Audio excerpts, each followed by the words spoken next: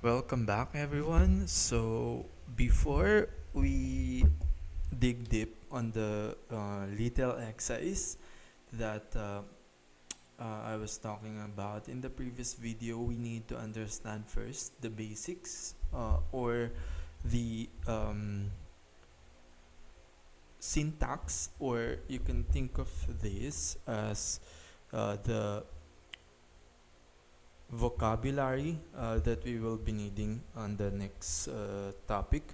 So we need to understand the anatomy of a desktop. So for designing desktop, most modern desktop interfaces they derive their appearance from the Xerox Alto, an experimental computer system developed in 1973 at Xerox Palo Alto Research Center, now PARC Inc.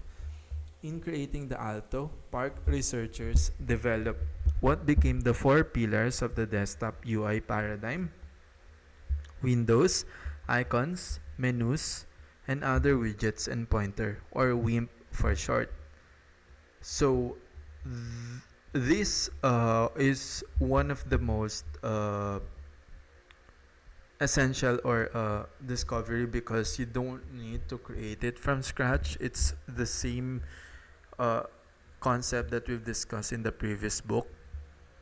Uh, the reason why we need to understand this is so that we don't need to ask how this for UI paradigm, which is windows, icons, menus, and pointer, actually works in the background.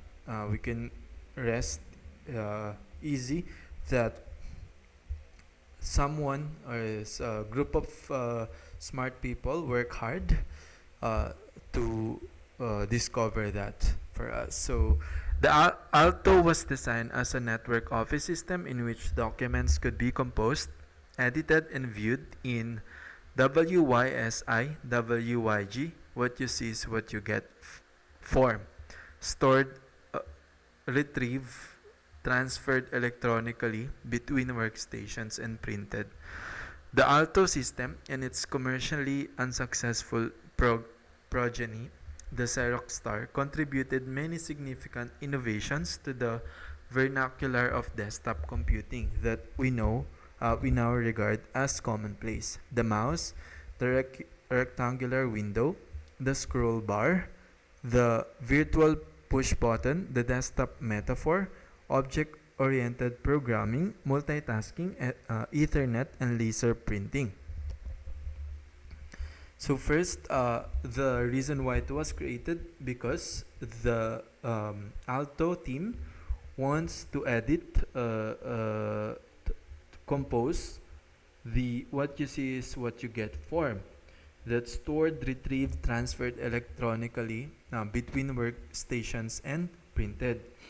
The Alto system and its commercially unsuccessful progeny, the Xerox Star, contributed many significant innovations to the vernacular or syntax of desktop computing that we now regard as commonplace. The mouse, the rectangular window, the scroll bar, the virtual push button, the desktop metaphor or OOP, etc. So the desktop consists of primary and secondary window. Transient exist in supporting roles for brief, intermittent, or largely background tasks such as music playback or instant messaging. Consequently, this section focuses on the basic structural patterns of sovereign desktop apps. The top-level structure of desktop application, as opposed to the operating system itself, is the window, the movable, resizable container within which both content and functional controls for the app primarily reside.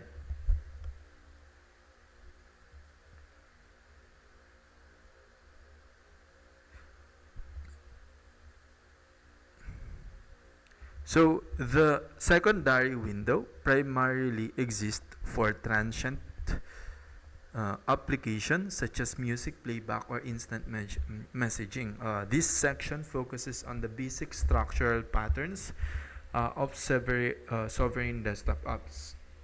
So this section are for sovereign desktop apps, which, as we know, is the Flow app. So we can call that Flow app because those apps require flow, unlike transient application.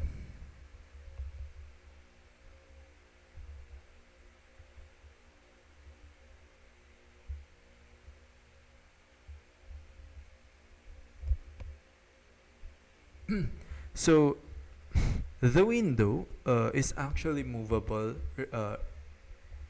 container with which both content and functional controls for the app primarily reside. So the OOP, the objects or the functions, resides inside the window, in these two windows, the primary and secondary. The top level structure of the website application, as opposed to the operating system itself, is actually the window. So this build the GUI. So if you're wondering how it was created, this is actually the basic components of this primary window. The primary window contains your application's content, typically expressed in the form of documents that can be created, edited, and shared. Less frequently, it contains other sorts of objects with properties that can be manipulated and configured, or media that can be viewed or played. So those are for transient. Sometimes it is used as a transient, but it is less used as a transient because it's the primary window.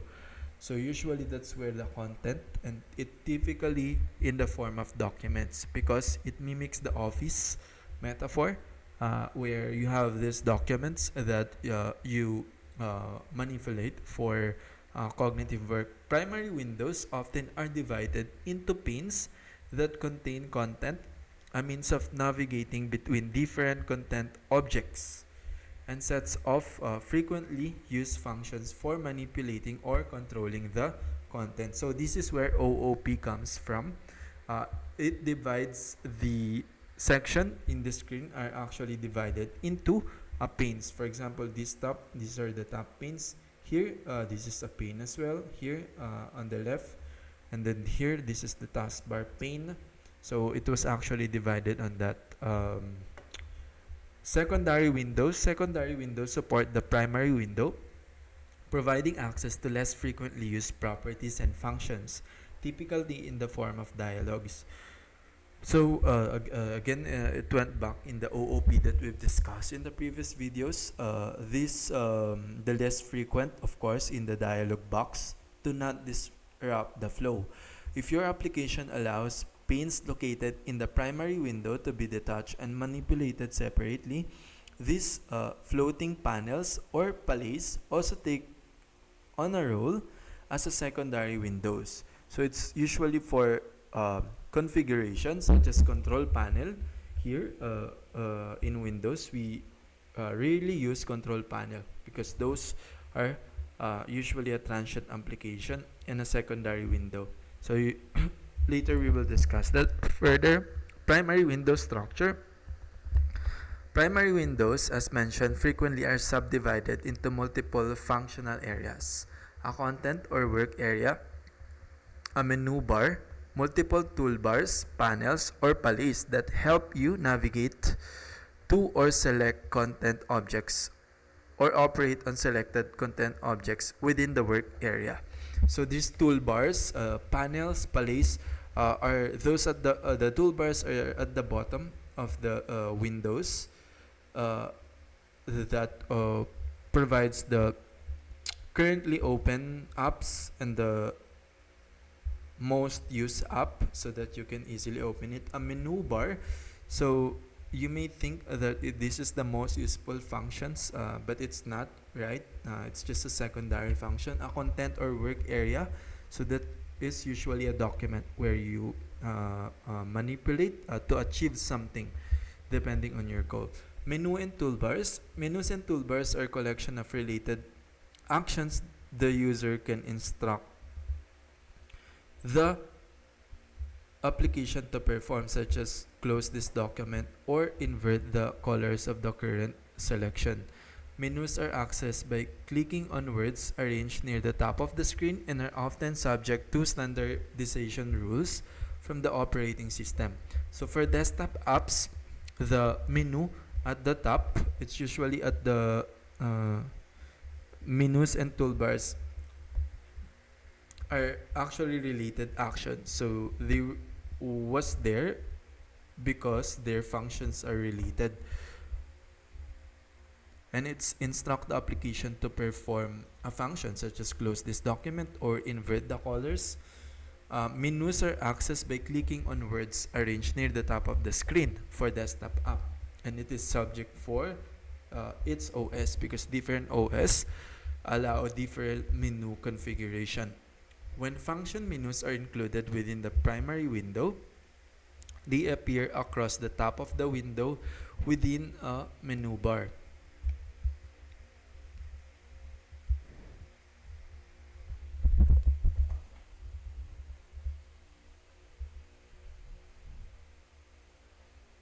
So if there is a function menus nested inside the primary, they appear across the top of the window within menu bar. So it's inside the menu bar, of course. Traditional toolbars appear directly below the menu bar or in OS X across the top of the window. So toolbar used to be at the top of the window in OS X.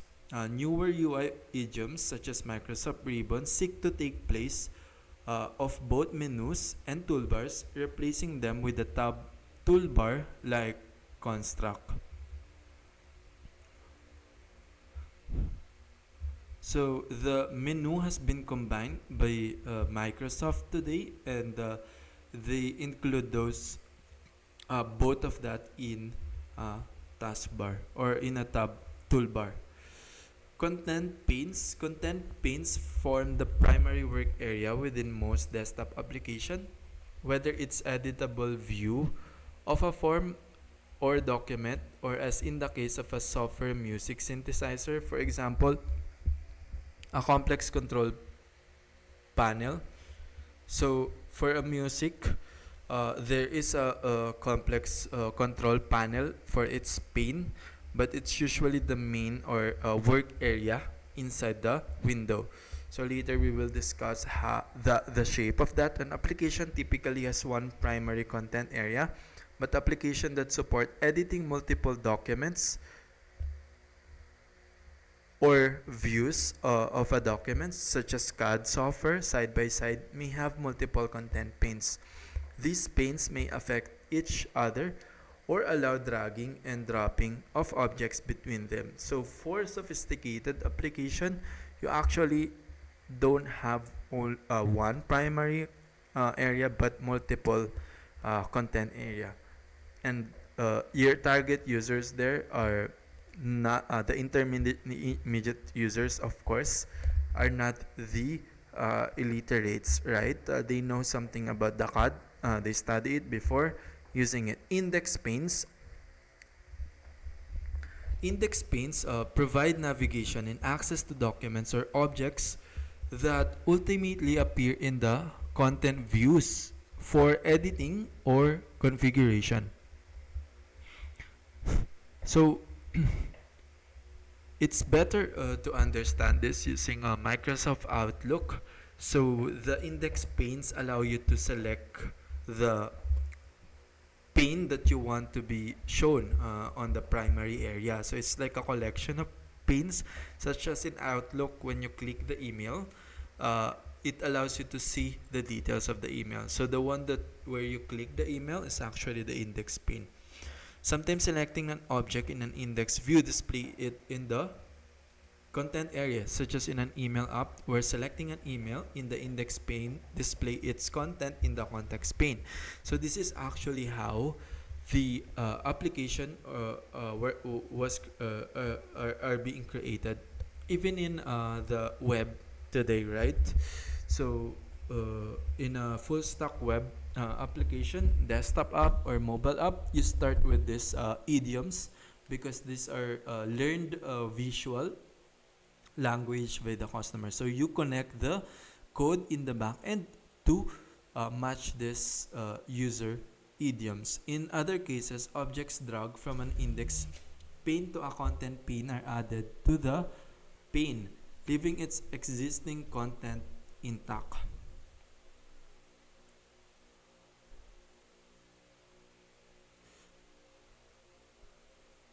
This behavior is typical in authoring tools, where index panes are often used to house asset, libraries, or metadata. So authoring tools like Microsoft Word, you sometimes have, you have, it's common to have these panes where you can drag and drop a pane related to your content, so that you can just drag and drop anything related with your work. Tool Palette, although they have many visual similarities to toolbars, Tool Palette serve a unique purpose. Each tool assigns a different set of operations to actions, such as clicking or dragging. This mode change typically is hinted at by change in the cursor's visual design to match the semantics of the currently selected mode or tool. Tool Palette typically are vertically oriented and are typically positioned, at least by default, on the left edge of the primary window. So I think here, yeah, it's like this is a tool. No, here I know some apps like do that. There's a tool pala when you click it on the left. It allows you to quickly see the one of the most useful tools, like toolbar. So it has a different set of operations. It's usually in the left side of the tools. So it's often used in like Photoshops or anything editing tool. But mostly that's actually the structure of the web app. You have this tool pali for rapid access to necessary tools that you can drag and drop. Sidebars. Sidebars are relatively recent but popular interaction idiom. They most often allow object or document properties to be manipulated without the need to resort to modal or modeless dialogues. So, modeless dialogues actually allows you to configure things as well, such as this sidebar, but it does not lock your window like this. When we click file, it's locked like we enter a new window, and when you go back, so that's where the dialog box, we will discuss that further in the next video. So modeless and sidebars almost the same, but they have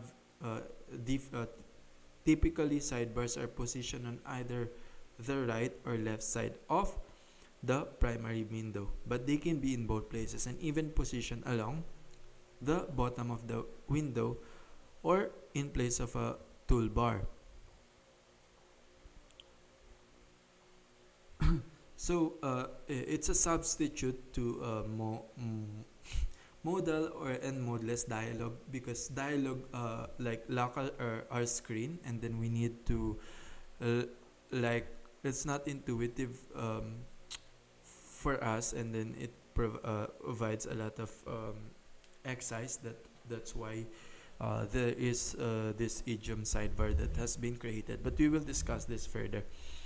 Now, Windows on desktop, we will discuss that sidebar later, so you don't need to worry about that as much. So a WIMP fundamental that emerged from PARC is the idea of rectangular windows containing application, controls, and documents. There are good reasons to display data in rectangular panes. Probably the least important is that rectangular panes are good match for our display technology. CRTs and LCDs have an easier time with rectangles than with other shapes.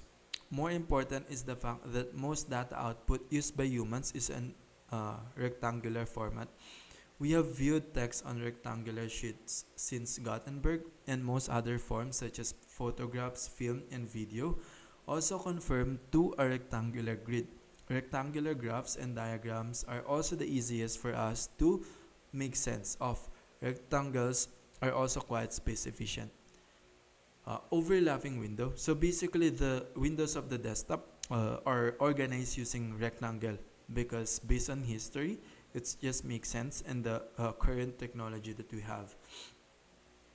Application windows on the Park systems as well as on the Lisa and Mac were rendered as overlapping shapes on the metaphorical desktop. They could be dragged over one another, obscuring windows underneath, stuck, and independently resized. Overlapping window demonstrated clearly that there are better ways to transfer control between concurrently running applications other than typing obscure commands. So overlapping windows provides a way. Because before we discovered this GUI, it was mainly controlled using command line. So Windows, this overlapping windows that provides us this concurrently running application in the terminals, provides us another way or a faster way to manage the multiple applications. A user who misclicks the mouse a few pixels in the wrong direction can find that his application has apparently disappeared, replaced by another one that was lurking beneath it. So if you don't know what that means, it's like this. When you minimize, it's just like the window application. So before it was only possible with command line, but now it's now possible because of that discovery. So that was the first discovery in this GUI. User testing at Microsoft showed that a typical user might launch the same word processor several times in the mistaken belief that he had somehow lost the application and needed to start over. Problems like this prompted Microsoft to introduce the taskbar. So because of that, the taskbar was introduced. In OS X, Apple decided to address this problem with Expose, even though it provides an innovative idiom for keeping track of open windows. Expose suffers from a curious lack of integration with applications minimized to Apple's taskbar-like dock. A final point of confusion regarding overlapping windows is its multitude of other desktop idioms that are represented by overlapping shapes. The familiar dialog box is one, as are menus and floating tool palette.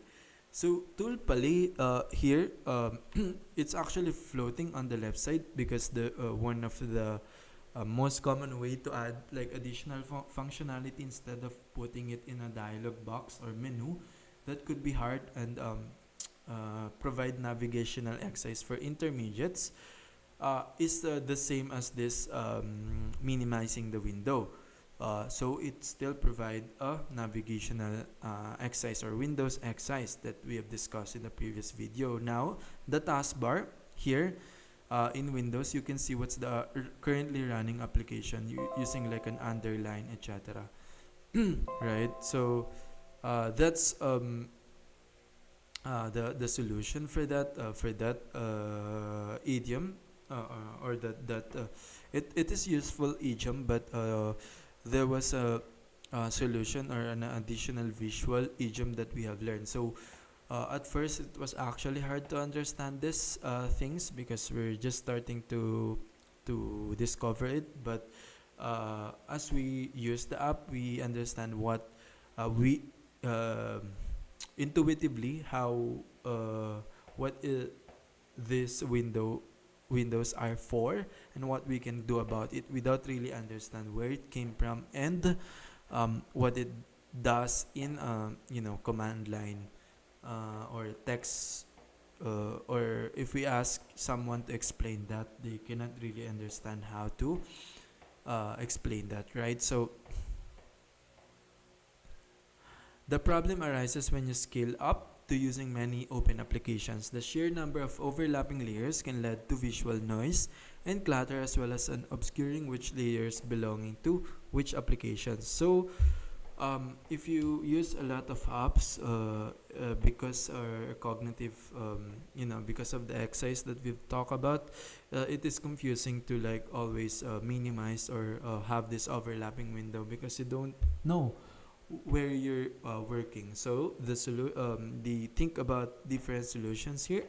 Tilt Windows after the commercial success of the Mac Macintosh, Bill Gates and his engineering team at Microsoft created a response to the Apple GUI paradigm. Instead of using overlapping rectangle windows to represent the overlapping sheets of paper on one's desktop, Windows 1 relied on what was called tiling to allow users to have more than one application on screen at a time. Uh, Tilting means that application divided the screen into uniform rectangular tiles, evenly parceling out the available space to each running application.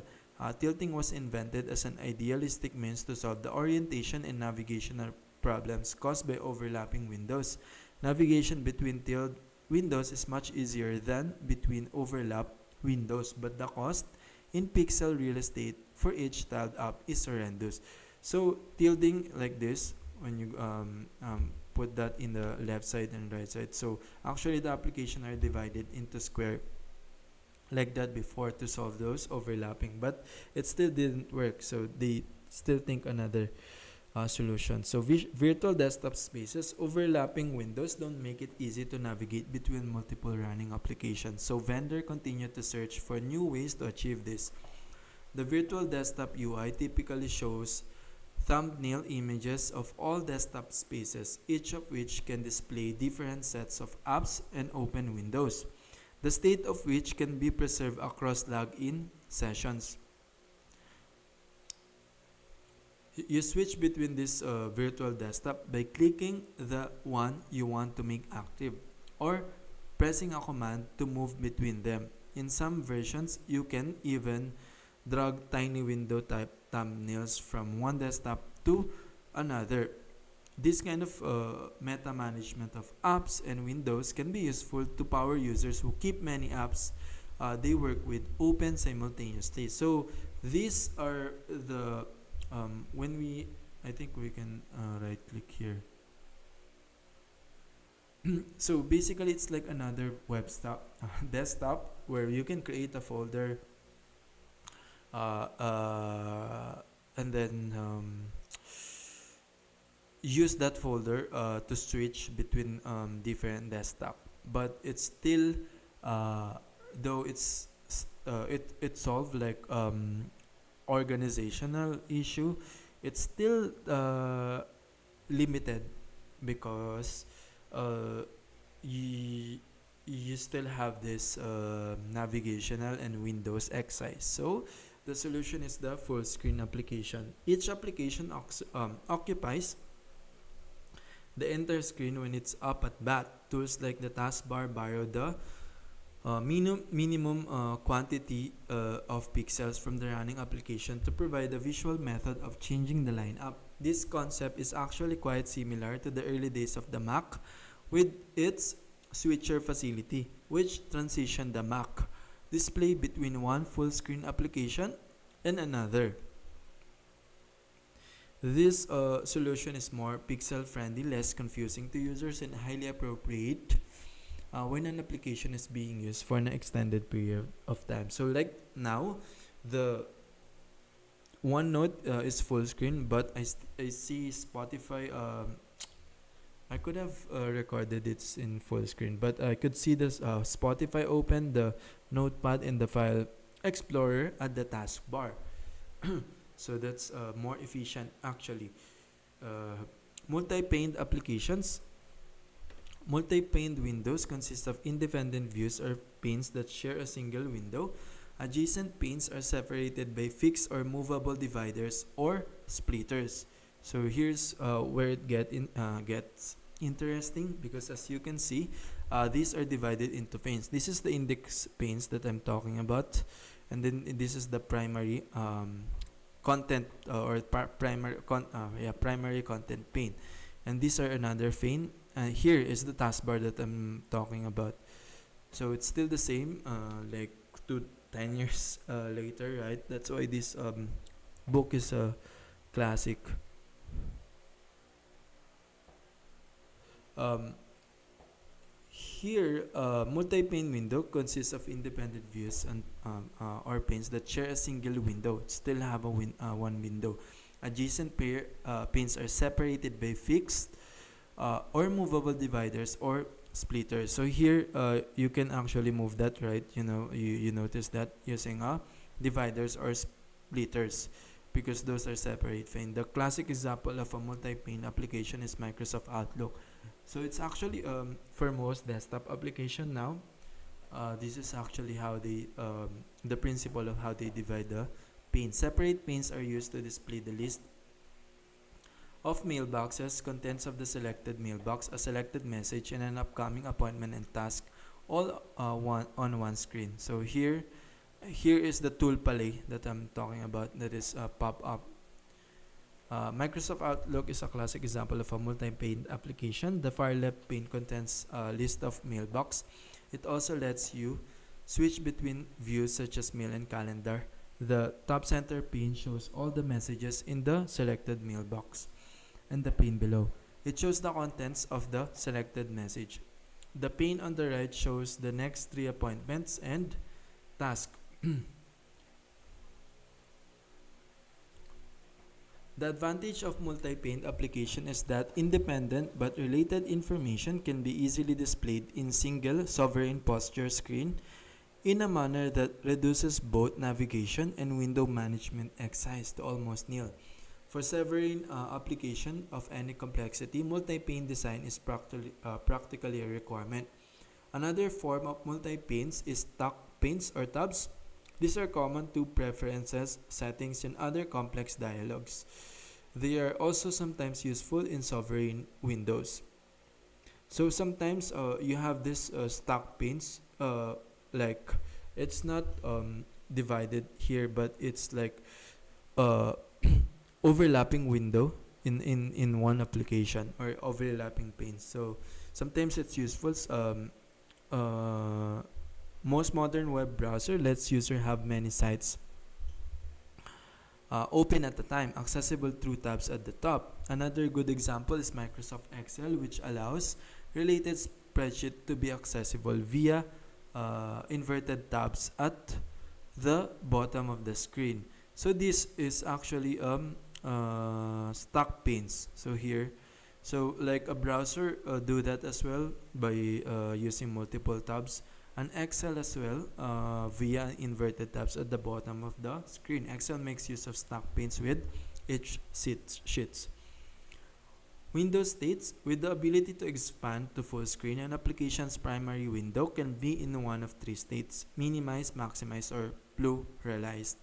Minimized windows get collapsed into icons on the desktop on older OS, or into taskbar in Windows or the DOC OS X. Maximized windows fill the entire screen, covering what is beneath them. The normal state for sovereign application is maximized. There is little reason for such an application to be pluralized, other than to support switching between applications or dragging and dropping data between applications or documents. So pluralize is actually like the minimized version.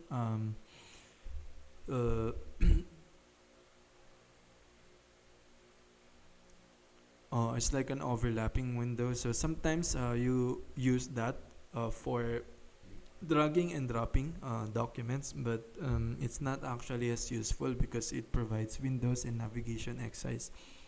Transient posture applications such as Windows Explorer, the Finder, the Calculator, or the many IM and other social media applications in popular use today are appropriately displayed in a pluralized window, like that. When I open, it's like I think you can see that, but when you open a file explorer using Windows E, you can see that it's pluralized, so it's overlap the main application.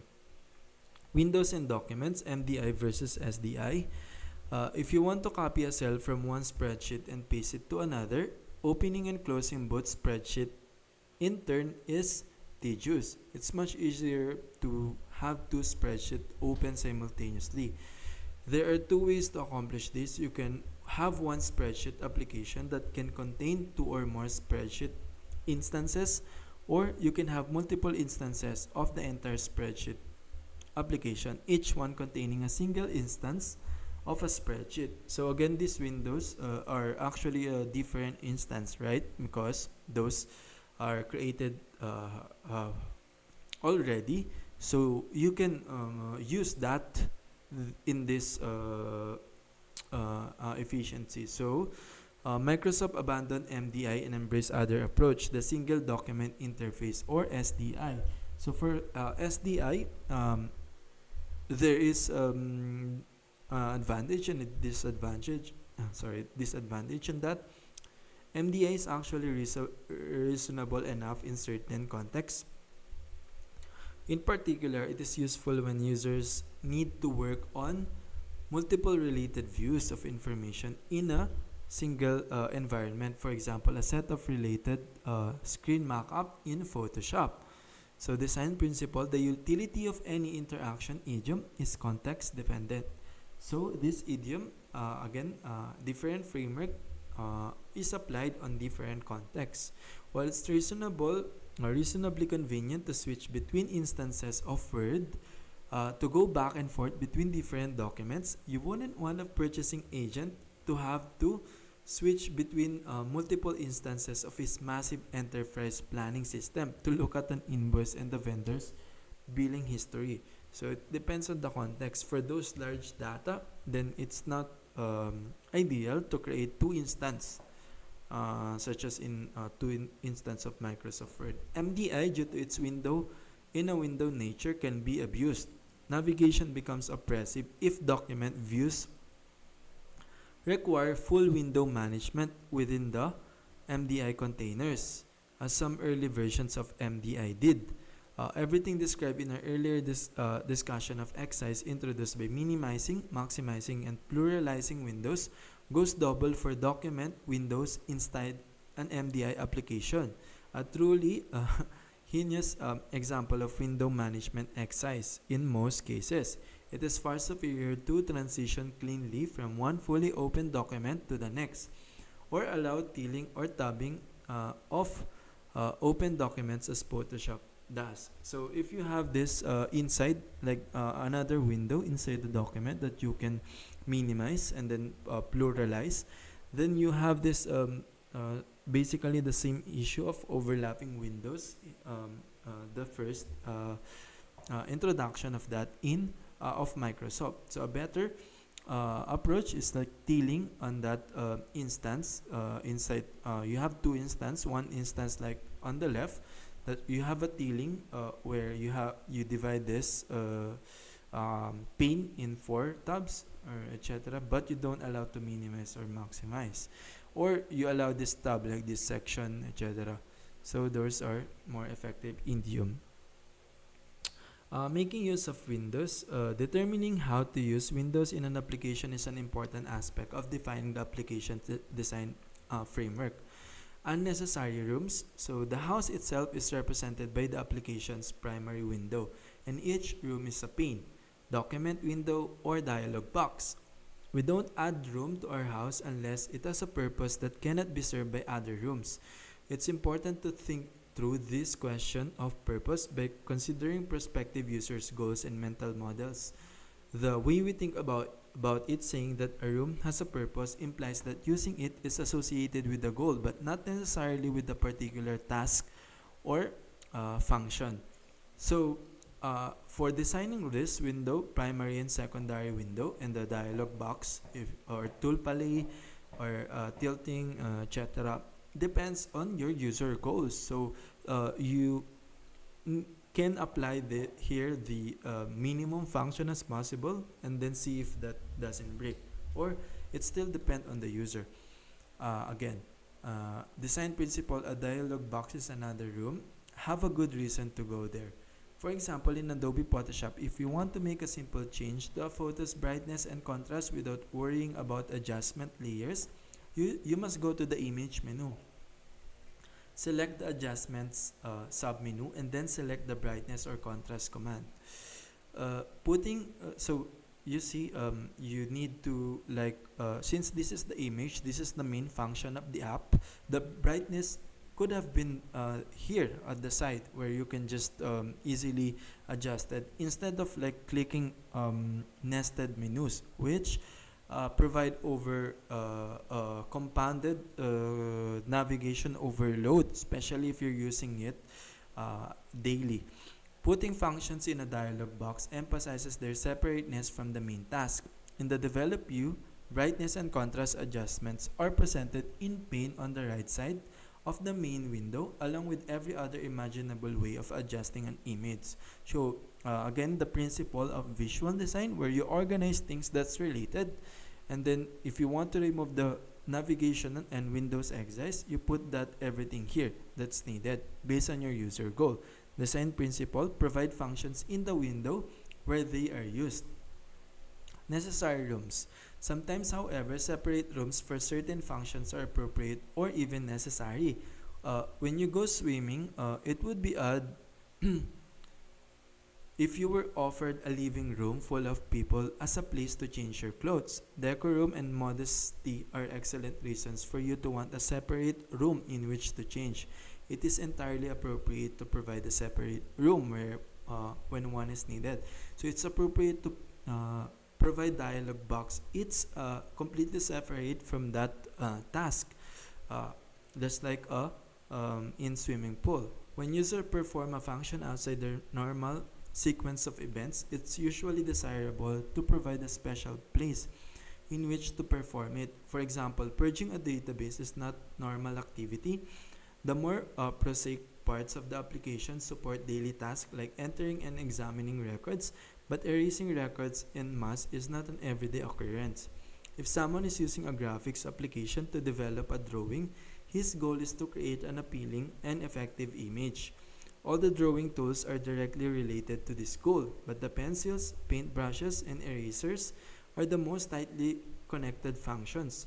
These tools should be intimately integrated into the workspace itself in the same way that conventional artist arranges his tools on his drawing board, close at hand. They are ready for immediate use without his having to reach far, let alone having to get up and walk into the next room. In the application, drawing tools should be arrayed on the edges of the drawing space, available with a single click of the mouse. Users shouldn't have to go to the menu or to dialog boxes to access these tools. So if it's related to your craft, just like this, um, for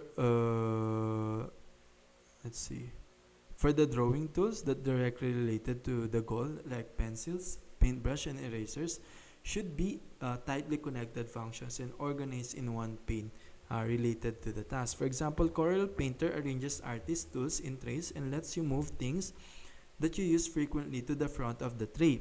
Although you can hide the various trays and palettes if you want, they appear as the default and are part of the main drawing window. They can be positioned anywhere on the window as well. And if you create a brush that is, for example, thin charcoal in a particular shade of red that you'll need again, you simply tear it off the palette and place it wherever you want on your workspace. This is just laying the charcoal in the tray on your easel. This tool selection design closely mimics how we manipulate tools while drawing. On the other hand, if you decide to import a piece of clip art, although the function is related to the goal of producing a good drawing, the tools used are not immediately related to drawing. The clip art directory is incongruent with the user's goal of drawing. It is only means to an end. So that directory is not congruent. So you can put that in the dialog box. The conventional artist probably does not not in the dialog box, but you can put that in a tab, in a tab. Sorry, what's that again?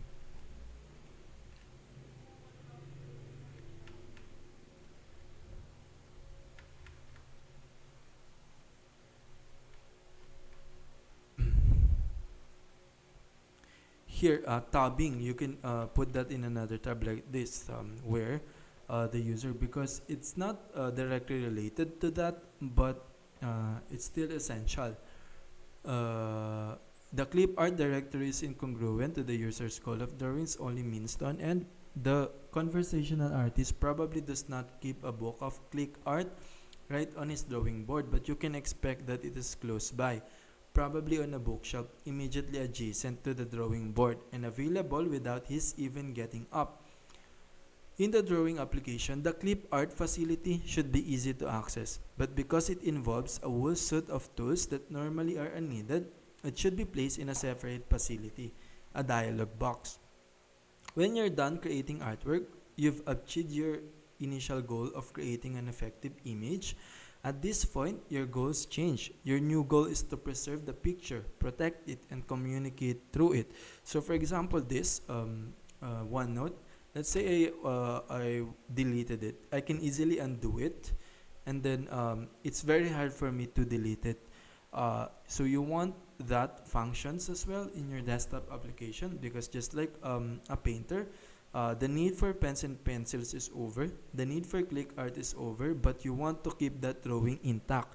Leaving these tools behind now is no hardship. The conventional artist would now unpin the drawing from his board, take it into the hole and spray it with fixative, and then roll it up and put it in a mailing tube. He purposely leaves behind his drawing tools. He doesn't want them affected by fixative overspray and doesn't want accidents with paint or charcoal to mar the finished work. He uses mail tubes infrequently, and they are sufficiently related to the drawing process, so we store them in a closet. In the software equivalent of this process, you end the drawing applications, put your drawing tools, find an appropriate place on the hard drive to store the image, and then send it to someone via email. These functions are clearly separated from the drawing process by goals and motivations. So those are separated. Then you can differentiate the room. So here we will gonna discuss menus.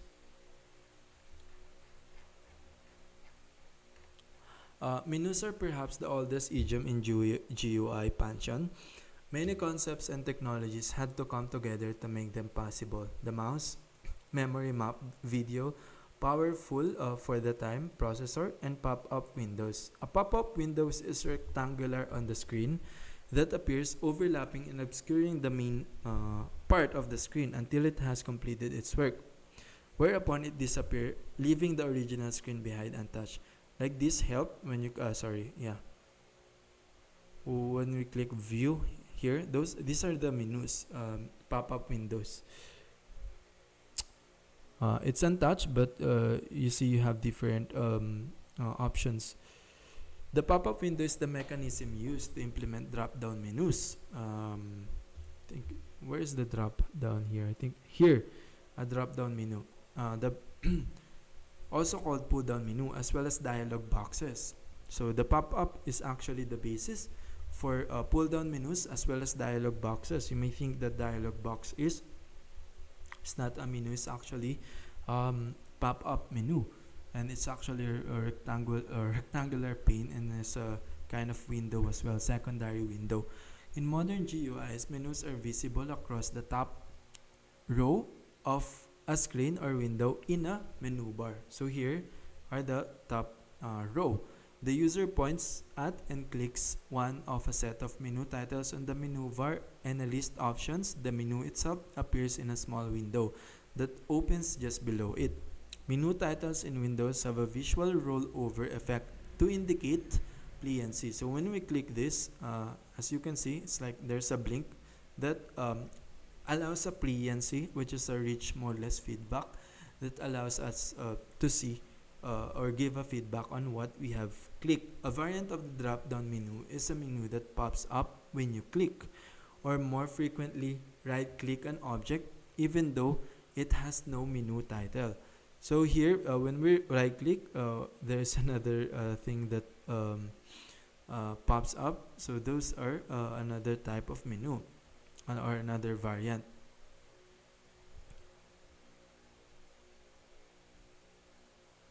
this is a pop-up menu. After the menu is open, the user makes a single choice by clicking once or by dragging and releasing.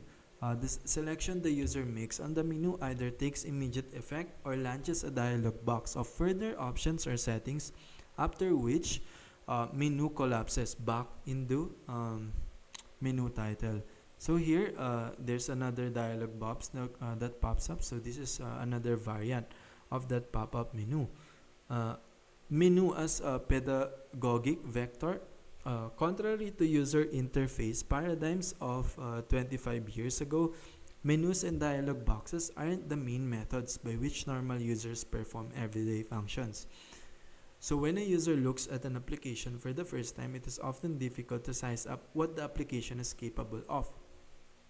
An excellent way to get an impression of an application's power and purpose is to glance at the set of available functions by way of its menus and dialogues they open.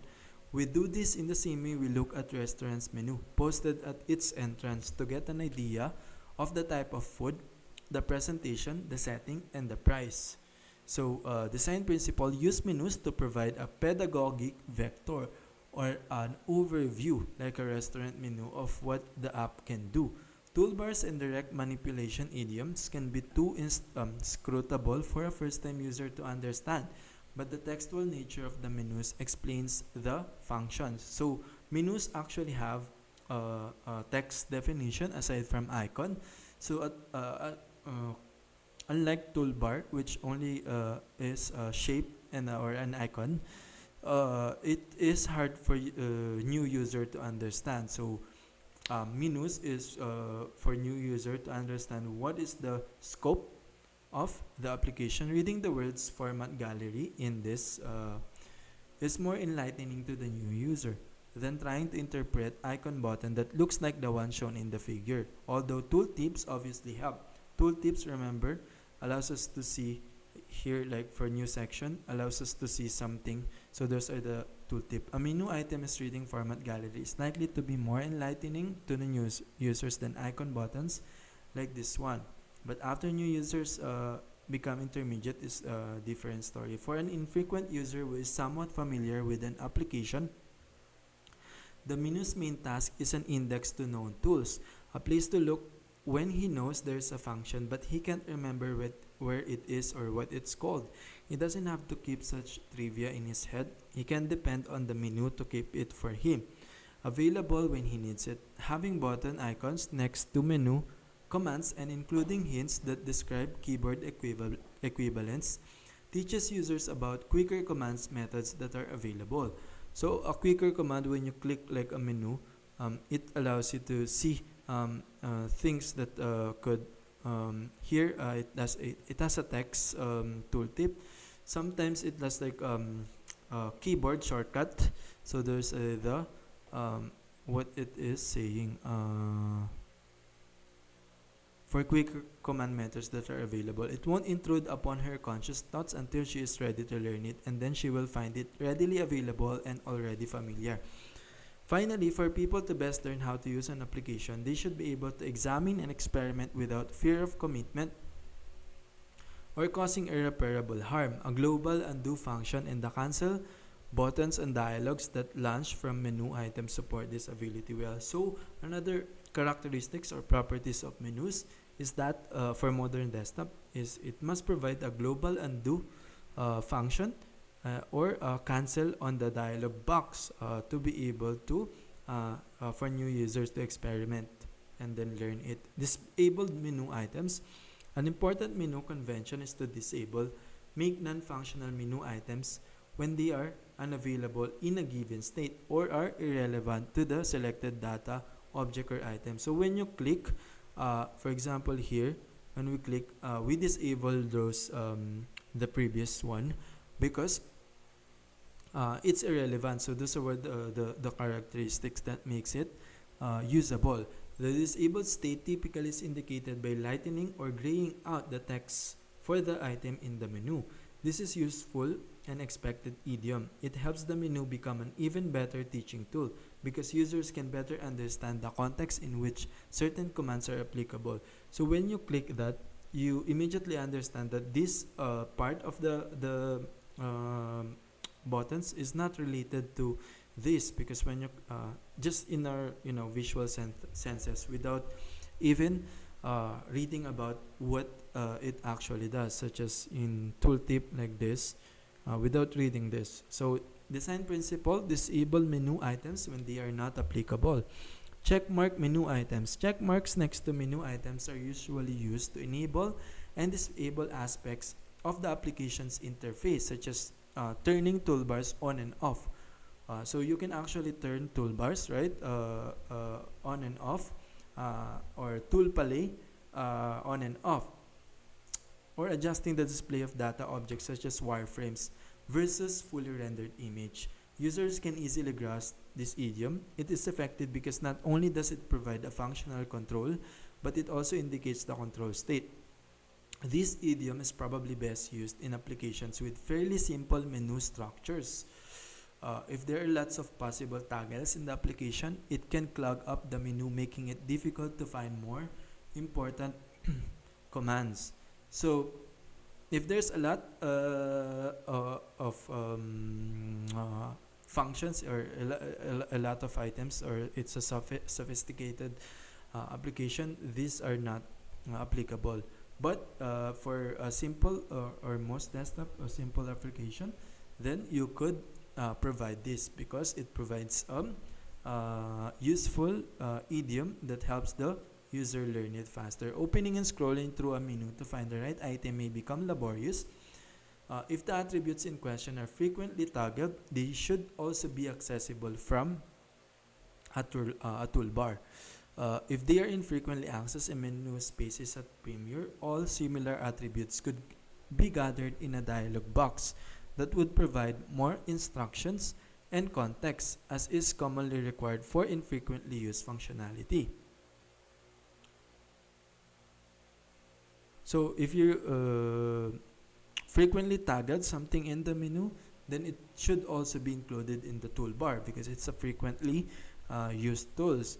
Now, if not, then you should provide dialog box. A checkmark menu is vastly preferable to a flip-flop menu item that alternates between two states, always showing the one currently not chosen. So it's like an on and off play button for music. You're confused if you're in an on state or off state. So the flip-flop menu is like that. It's not as useful as, sorry, I think it's logging. Yeah, is it log? Icon on menus. To create a strong visual language, a menu item should follow the same icon as its corresponding toolbar icon.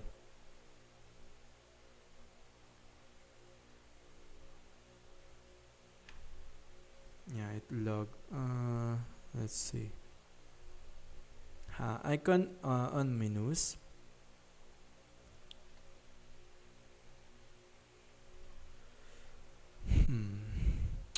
To create a strong visual language, a menu item should show the same icon as its corresponding tool bar icon button. Design principle: use consistent visual symbols on related commands. With its adoption of the ribbon control, Microsoft has combined menus and toolbars into a single entity in its Office suite. But for applications continuing to provide standard menus, making a visual link between menu and toolbar remains a powerful means of improving learnability. So you need to provide consistent symbols inside menu if you're gonna provide that in toolbar as well. Accelerators. Accelerators or keyboard shortcuts provide an easy way to invoke functions from the keyboard. By convention, they are shown to the right of drop-down menu items, or in tooltips for application using the ribbon control, to allow users learn them as they access menus. So these accelerators are inside menus, and then it shows when you hover your mouse along with the text with the tooltip. It's like the shortcut keyboard.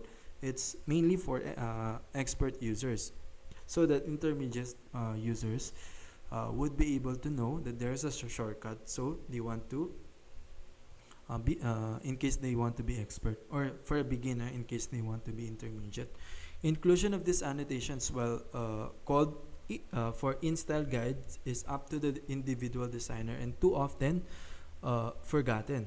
3 tips to help you successfully create good accelerators. Follow standards.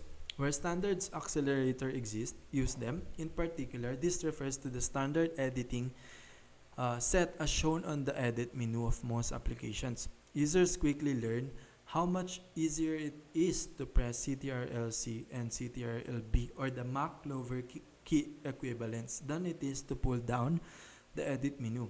Select copy, pull down the edit menu again, and select paste. Don't disappoint users when they use your application. Don't forget standards like Control P for print and Control S for save. Provide for daily use of accelerators. Identifying the set of commands that will be needed for daily use is the tricky part. The bad news is that it can vary significantly from user to user. The best approach is to perform a triage operation on the available functions. Divide them into 3 groups: those that are definitely part of everyone's daily use, those that are definitely not part of anyone's daily use, and everything else. The first group must have accelerators and the second group must not. The final group will be the toughest to configure and will inevitably be the largest. You can perform a subsequent triage on this group and assign the best accelerators like F2, F3, F4, and so on to the winners. More obscure accelerators like Alt7 should go to those least likely to be part of someone's everyday command. When assigning the key to be paired with the modifier key, try to use the first letter of the command name, such as CTRL-C, copy, and CTRL-P for paste. This makes the accelerator memorable and easier to learn. Some applications offer user configurable accelerators. Often this is a good idea, even a necessity, especially for expert users. Show how to access accelerators. Don't forget to show the accelerator in the menu. An accelerator won't do anyone any good if he has to go to the manual or online help to find it. Put it to the right of the corresponding menu item where it belongs.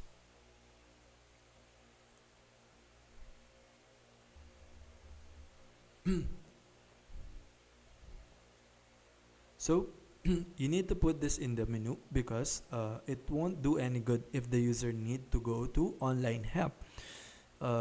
Access keys, mnemonics are accessed using Alt key, arrow keys, and the underlined letter in a menu item or title. Pressing the Alt key places the application in mnemonic mode, and arrow keys can be used to navigate to the appropriate menu. Experienced users often prepare keyboards over the mouse, and this system lets them navigate menus extremely fast. The main purpose of mnemonics is to provide a keyboard equivalent for each menu command. For this reason, mnemonics should be complete, particularly for text-oriented applications. So it's like the shortcut for every groups of functions in menu. Cascading menu versus monocline groupings. Variant of the standard drop-down menu provides a secondary menu when the user selects certain items in the primary menu that are marked with the right arrow to the right of the menu item. So again, we discussed this variant of this menu that has a dialogue after dialogue. Cascading menus not only make it much more difficult for users to locate items, but also requires precise mouse movements in 2 dimensions to navigate them smoothly. An example of cascading menu from Microsoft Word: cascading menus makes it difficult for users to find and browse the command set, but they do allow menus to usefully contain much larger command sets. Cascading or hierarchical menus were prevalent in the early days of graphical user interfaces. Menus in the modern GUIs have flattened considerably until most are now only one level deep, a monocline grouping or flat hierarchy. So it was removed in the modern GUI because of this complexity. Again, it's relying on our nesting brain or developer brain instead of a more user-friendly approach. In many cases, especially when optimizing interactions for novice users, flattening the organization of user choices, whether they be commands or objects, can greatly improve the discoverability and learnability of application user interfaces. The dialog box was the mechanism that allowed this simplification of the menu. Dialog boxes enabled software designers to encapsulate all the sub-choices of any menu item within a single interactive container. If they must be used at all, cascading menus should be employed only in sophisticated sovereign applications for rarely used functions. If you implement cascading menus, be sure to allow for a wide threshold in movements so that the submenu doesn't disappear if the mouse cursor deviates slightly from it. Thank you guys. I'll see you on the next video. Bye.